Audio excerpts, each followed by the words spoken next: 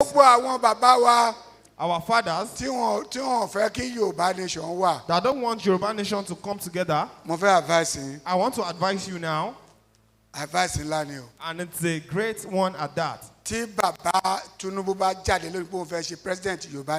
TINUBU should come out today and say he wants to be the president of Yoruba nation, we would support him wholeheartedly. Because he has the onions to do it. He has the brains to do it. Look at the way he handled Lagos. So he has the brain to do it. It should not take too long. Let him come home on time. Ambode, you say you want to be anything in the Yoruba nation, we would support you. Sanwo-Olu,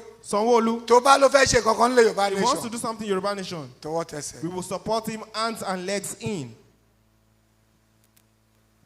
Fashola, if Fashola stands up and says he wants to do something, he would enter once. All the senators in Lagos, come and do it, come and do something. Don't